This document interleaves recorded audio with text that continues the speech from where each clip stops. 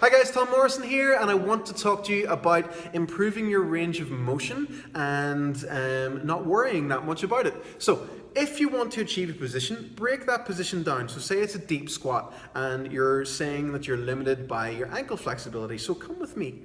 So, most people that I know can generally do, hang on, can you see me from here? Not really. I'll move this up a bit. Can generally do this, okay? So this is more than enough for me to have my knee in line with my toe for a deep squat. Just quite literally hanging out in this position is starting to stretch whatever it is that I need to get into that deeper position.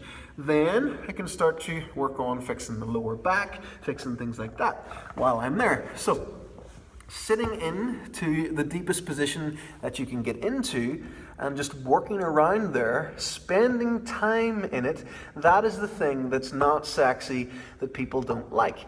They're not spending enough time doing it. So if you look back in time, whenever people were learning martial arts and stuff like that, they didn't have any fancy techniques that we have now.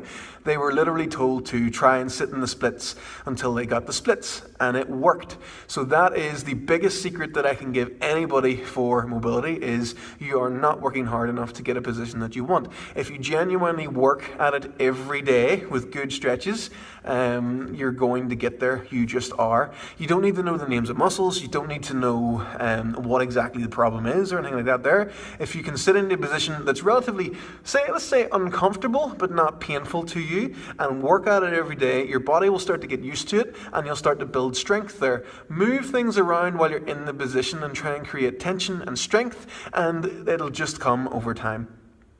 Probably should have ended it there.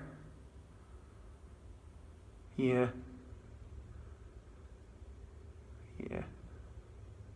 I'm gonna go now.